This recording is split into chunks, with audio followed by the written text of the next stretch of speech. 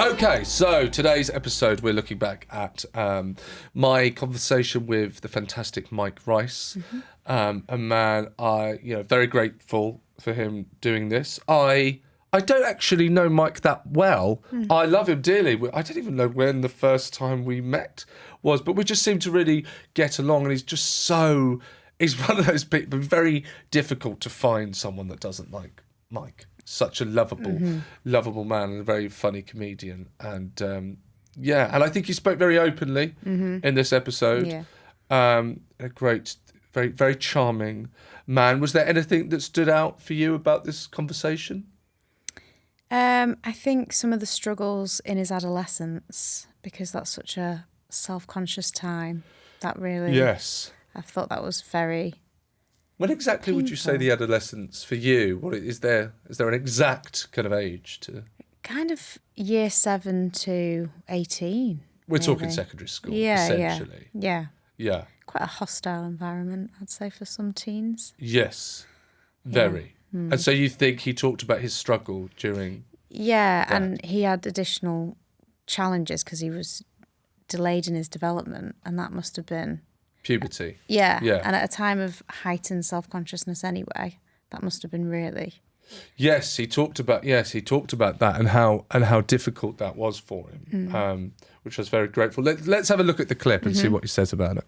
And being a teenager was hell on earth. I'm just going to stop it there. Being a teenager is hell on earth. You work with young people. Yeah. We've both been a teenager. Would you agree with that sentiment? 100%. Yeah. Yeah. A tough time. What do you think's so tough about it? I think when you're a child, you're so disinhibited. You just play. You don't overthink things. You're not really thinking about your body and how you're being perceived. Yes. And then you get all of that at the same time where there's school pressure, peers, nastiness, and hormones. Yes. It's just a cocktail of panic. Yeah. I feel like now I'm the therapist and you're one of my clients. No, you're absolutely right. A very difficult time. I suppose a time it's the time where you are looking to suddenly make, for the first time in your life, to try and make sense of it. Yes. You didn't know. You're sort of conscious for the first time in a way, yeah. Yeah, totally, which is that time, which is why you start connecting with these bands that finally speak to you. You didn't know that you needed to be spoken to, and then you find them and they speak to you. It's a really, really vulnerable time. It is. Isn't it? Yeah. And it has such a... I mean, and this chat is a great example of it. It has just, those years have such an impact with, or such an effect with how things are going to go, who you're going to be. So we're going to listen to a specific part of the struggle for Mike. I hit puberty when I was 16, nearly 17, my balls dropped. It was like a complete nightmare. My whole life was I was just obsessed with the fact that I didn't have, like... Was attention drawn to this? Or was this something that you were just... It was kind of much more internal? It was... Or were you picked on for your voice not... No, I would deepening. I would deepen it myself. Hello, Sam. I actually would started just trying to talk deeper like that because I knew, really noticed and I'd keep my arms beside because I had no hair under my armpits. They used to do a thing in my school where they would jock you, which is where they would go around and pull down your pants to see if you, like a pube inspector. And then if you didn't have them, it was over. This is the other pupils, by the way, not the teachers. We need to clarify. We just made it for a second. So. Yeah. It's funny. I asked the question there, and it's something that I do find interesting about how much of this exists within ourselves, compared to how much what other people actually, vocalizing these things towards him. And more often than not, it seems to be, and I might be wrong, but more often than not, it's just very internal. Yeah. There's that internal critical voice that's growing from what's happening outside. But I think people are interested because they're trying to work out where they are in the pecking order. So if there's something not so good about one person, at least it's not me, sort of thing. Yes. Yeah. But like adolescents, can you imagine in an adult workplace people going around pulling down people's trousers? Like, it's just, there's nowhere to hide. Really unfortunate for me during a show. if that were to happen on my live at the Apollo, suddenly my trousers was, not now. Yes. But no boundaries, no sort of respect or empathy for one another. Just and do you know what? Because I don't, speaking for myself, that wasn't one of my insecurities. Many insecurities, and I still do. But that wasn't one of them. What he's giving up there, and it's so amazing, isn't it? That wouldn't. I'm not sure that it would have occurred to me if, when I was 17, if one of the other kids didn't have armpit hair or something. I really don't think I would have. That wouldn't have bothered me. I probably wouldn't have clocked it. I don't think I would have bullied someone. I don't think I would have commented on it. But you can see the kind of pain, even when he's talking, of what it's caused him there. And when you're a teenager, they're just coming at you from everywhere. And his being self-conscious about developing is someone else's. Yeah, exactly. Whatever their thing is. Yeah. This is a weird. I'll share with you mine. You see where the this is so weird. What I'm about to tell you. The hairs, kind of follicle. Is it follicule? What's the word I'm looking for? Follicles, yeah. Yeah, follicle come out, and they kind of come out of dots. They make dots. Yeah. That used to. I used to just be so self-conscious of those dots. I would think that it was just me that had these dots, and I once got a detention because I wouldn't take my gloves off. And the teacher just thought I was being and obviously I played it like fuck you miss, I'm not taking off my gloves. Yeah. But actually it was about I can't bear to have my hands exposed. And the reason I think of that is no one's going to be thinking that with I don't think they're going to be thinking that with Mike. Like people probably weren't thinking that with me. No, they weren't, but look at the level of scrutiny that you had for yourself. Yes. So you were put in a space where you were like, one tiny mark on my body is horrific. Yeah. And also imagine what that did for him in his relationship with his body. Because it's like his body's his enemy at that point. Oh my God. Developing. So yes. Where does that leave you in how you feel in your body, like going forward? Yeah. Do you have to, and I'm not asking you to give any examples, but working with young people, is it quite common to have to deal with people being kind of super self-conscious of their bodies? Oh, yeah. So, yeah, it seems like it's kind of an old story. Yeah, definitely. And any difference, anything that they think others might pick up on. Yes. Or, gender dysphoria, they feel like they're not in the right body. Yes. There's all manner of difficulties that can go along with how you feel. Yeah, and again, we'll keep going back to it, I'm sure, forever. But in the world of social media, it's just... Oh, my gosh. Exacerbated infinitely. Yeah. I think it is getting slightly better with, normal bodies, typical bodies being publicised more than it was, say, in the 90s. Having more of a range. Okay. But they're still getting hit with, those photoshopped images. Also, he goes on to talk about kind of being, what I would have called at school is being Larry. Yeah. Right. Do you remember? Yeah. What did you call it? Yeah, Larry. Oh, Larry. Yeah. Yes, being Larry. And do you think being Larry is that a defence mechanism? Do you think? Yes, potentially, but I know we've talked a lot about neurodiversity. Yes. But I think, people with ADHD, for instance, they do have differences in their executive functioning. So that part of the brain that inhibits them. Yes. And so potentially, I don't know if he has a diagnosis, but he seems very disinhibited. Yeah. And there's a moment where he says, "Your mother?" to somebody, knowing. Oh my God, yes. But it's like it comes out before he can even risk assess the situation. Yes, insult for no reason. Yeah. So we get a shout. I hear this girl's voice shouting from across the way. It's like, who? They go, who's down there? Like shouting at, like we're in the dugouts and we can't really see him. And I just shout back, your mother. I don't know why I do that. Yeah. I don't know why I do that. Biting wit. That's right, biting wit. I'm not saying it's funny. I never said it was good. I just I'm a mouth. I can't help myself. Yes. She comes down with her, I'm not joking, are now people who have killed people. They're murderers. 2 of them are now dead. They died on the streets of Dublin. I'm talking about actual killers. And we knew at the time, these are dangerous guys who stab people. And she stood in front of us and we were there and she's like, who said that?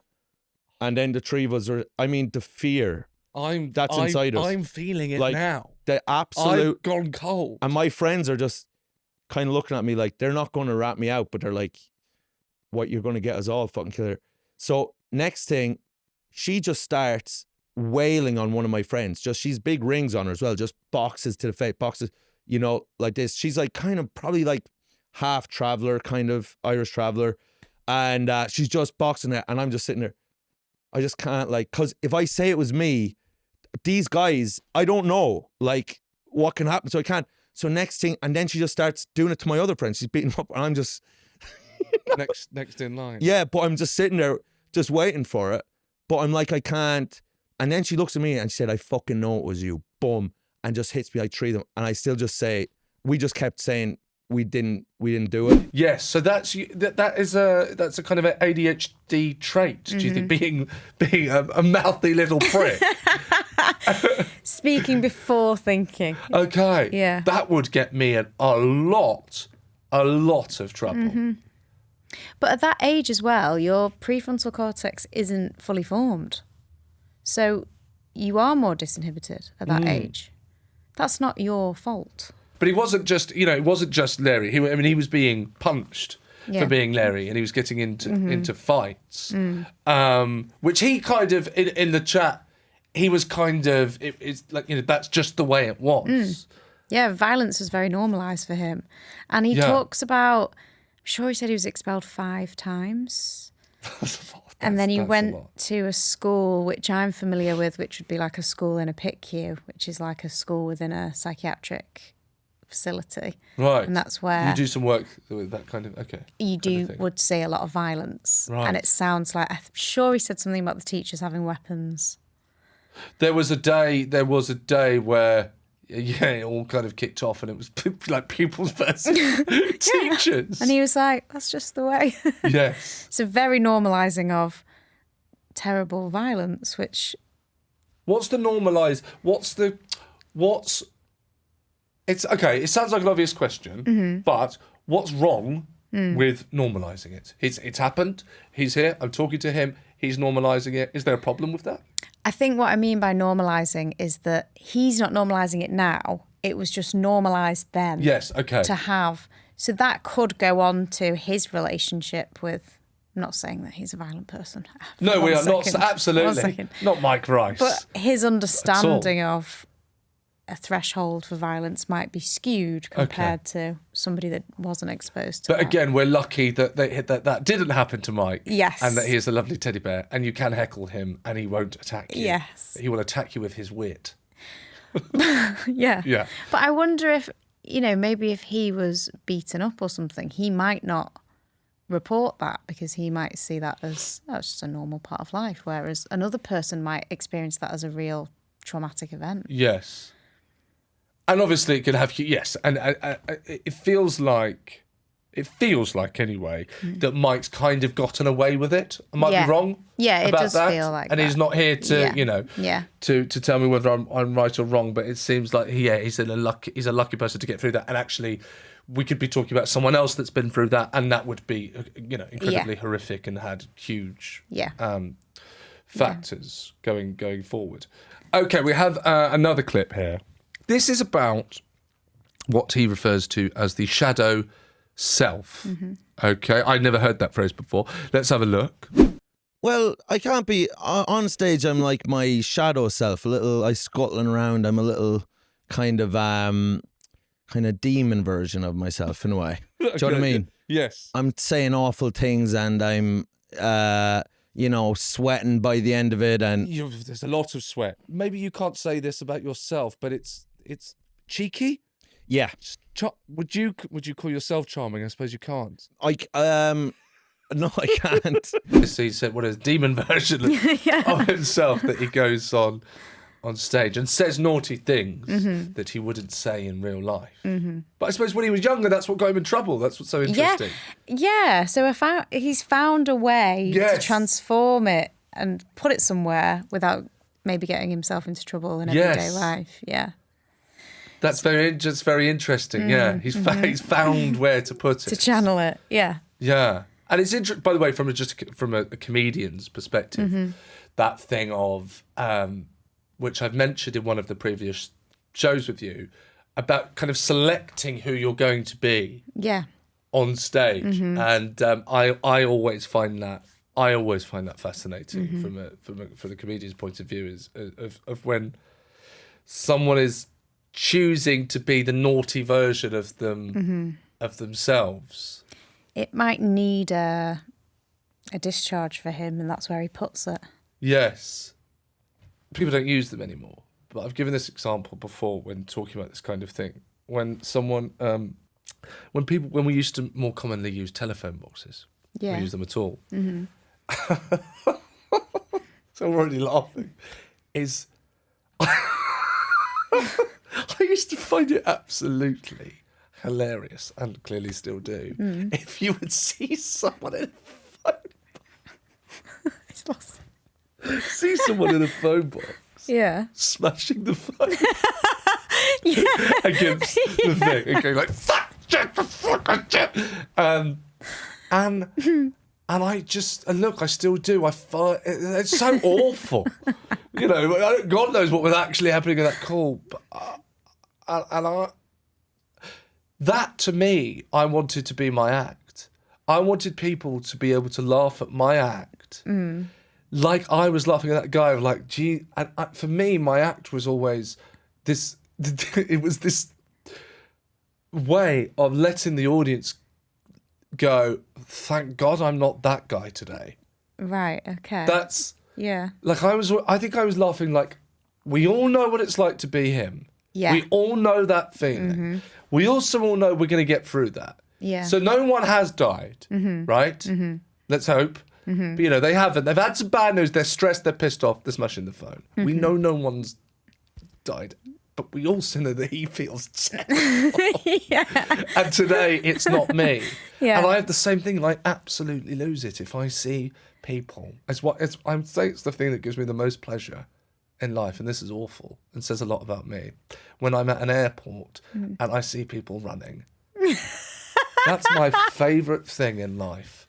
Because you see panic, but it's not in you. Yeah, today it's not me. Yeah. I know that feeling. Yeah. They're going to get through it, even if they miss the plane. Yeah. Life will be okay, but right now, it feels like judgment day to these people. And it feels like everything. And the panic and how they've got to that point and they've been at the traffic lights and it's red and it won't turn green. I find the whole thing hilarious. And so I, to deal with my life, put all of those things in the act. And the act is when I'm running late for the plane, figuratively speaking, or I've had the bad news on the phone and I'm smashing. So when I hear Mike's, I find it fascinating that what did he call it? The shadow? Shadow self, yeah. The shadow self. His shadow self was this naughty little demon. And my shadow self is this absolutely panicked. Stressed fucking fruit bat. Yeah. Yeah. Well, the shadow self is the part of you that you disavow. You don't want to accept that it's part of you. So it's kind of pushed into the subconscious, but it will manifest and come out when you're stressed, tired, depleted. Yes. Yeah. Exactly that. And I it's probably how I've it's just quite clearly in this context and watching everyone how to deal with something difficult. Isn't it? It's kind of funny and how comedians do it is go, I'm just going to make this funny. Yeah. And I love that. So there you go, the shadow self, Mike Rice's naughty shadow self. And you can go watch his special. I forgot what they're called. He's got a couple of them out on YouTube. Go and check that out. Mike Rice's stand-up specials on YouTube. They're absolutely fantastic. One way he talked about, I noticed in the chat, he talked about dealing with his anxiety because he's hugely anxious. Seems to come from the teenage years. It was meditation. Yes, I was really surprised when he said that. I just didn't. Why is that? I didn't put him with meditation. I don't know why. Sorry, Mike, you just look too highly strung, and it doesn't look like it's working. Okay. Maybe it's because I admire that skill so much that I only expect it in very Zen people. So if Jill Scott had said that, I would have maybe been able to. Yes, I know. No, I know what you mean. Actually, you're right. Yeah, you're absolutely right. I think I was surprised as well. Looking back, it almost, I don't mean this in a rude way. It just almost doesn't suit him. It looks like he wouldn't. He on the mic the mic rest that we get on stage and even chatting to you wouldn't necessarily get that. Yeah. That from him, but crucially, it works. It works, and it says it's kind of transformed his life. Yeah, which is amazing. Yes. Yeah. Very, very interesting. And that's what breathing exercises. Yeah, it's a big part of a therapy called DBT, which is quite popular at the moment. What's that, DBT? It's called dialectical behavioural therapy. Dialectical? So it's holding two opposing things at once. So it's holding change and acceptance at the same time. Wow. So accepting that you've got anxiety. Yes. As well as working on it, but not trying to say like, oh, I don't have anxiety, I'll just ignore it. And they do a lot of mindfulness, breathing, meditation, a lot of self-regulating, soothing. That's very interesting. I like the sound of that. A lot of people like it, respond to it. Acceptance, as you mentioned, acceptance there has really helped me, actually, in life. Just accept, instead of trying to combat things and kind of stop them, to accept them and kind of move with them. Yeah, I've found to be just kind of generally helpful in my life. And you'll probably move from acceptance to befriending that part of you in some way. Right. And having it more integrated rather than something you're trying to fight. So I will befriend waking up and screaming in the night. Yes. Okay, so DBT, and so that's so meditation is part of DBT. Yes. You said it's popular at the moment. Is it an old form of therapy that's just kind of come to popularity now, or is it a new form? Therapy's kind of come in cycles. It was originally developed specifically for people with borderline personality disorder. Okay. But it became more popularised. It's very skills-based, so people quite like it because you learn a practical skill and then you put it into practice and it helps you regulate. When you say skills-based, do you mean there are kind of almost practical coping mechanisms that you do that go and that help you? Okay, DBT. Okay, well, the Class Car viewers and listeners could look into that if they want.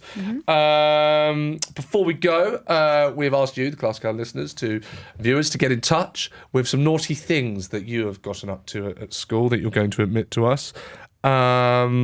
Keep them coming, by the way. They're a lot of fun. We've got one here. I won't say who this is from. They've asked us not to because of their job.